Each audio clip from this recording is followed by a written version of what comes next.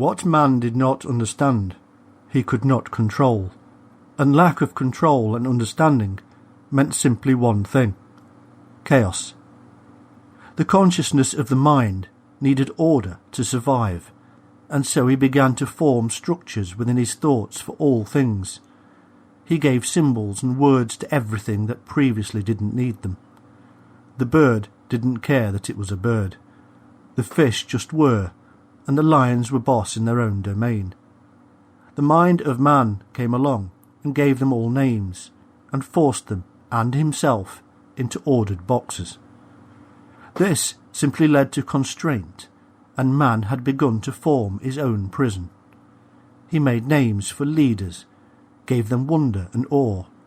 He created gods and deities and worshipped them. He ordered his tribe and family structures, and at the end of all this he had developed dogma, doctrine, rules and regulations. Man had made a world of control, and he had no understanding of what he had done.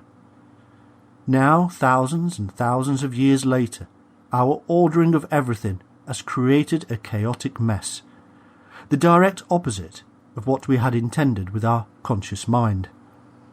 The animals, without self-awareness and higher consciousness, still have their natural and ordinary lives. They do not fear not having this or that. They just exist. They, like all natural things, find balance. We, with our millennia of striving to order our lives, have created chaos, and now billions of people are messed up and seeking reconnection to nature. And yet, amazingly, our new answer to this new problem is yet more complexity. But we will move on to that soon. The reason for the failure of our attempts is simple. We are out of step with nature. The route to our own true nature is to be found in the unconscious world of the mind, for in there our true self resides, hiding like a lost child. We are not aware of this, because we are unconscious of it. It's that simple. Our conscious mind is almost an unnatural thing, in that it fights with nature because of fear. We all know that we are born and that we die. We know that we exist and so therefore have a personality. We are individual. This individual is precious to us because we believe it is us. The fear comes when we realise that this individual will one day die, and so it is not the fear of death itself, but the loss of the self. We have created wondrous imaginative answers to this problem. However, by explaining to our own minds that our body is not really us, and that it is simply a container carrying the self. When this container withers and rots, the true self or soul shall carry on after death and be transported to heaven, nirvana, or any other amazing realm perceived and fashioned by our ancestors.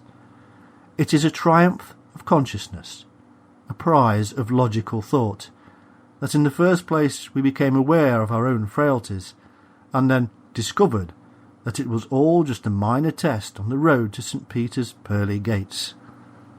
Today, in the 21st century, as the old-fashioned concepts of religion are constantly bombarded by new empowered free thinkers and science, we are finding new ways of explaining our lot. For the fear of the nihilistic mind is still one that strikes a discord, even in the mind of the most erudite brains. Anything from cloning and freezing our bodies to superior alien minds and quantum oneness are being trumpeted out for our choosing. From the physical to the metaphysical, like the shopping malls of downtown LA, we can choose an answer that suits our own personal life, peer group, and sense of right and wrong.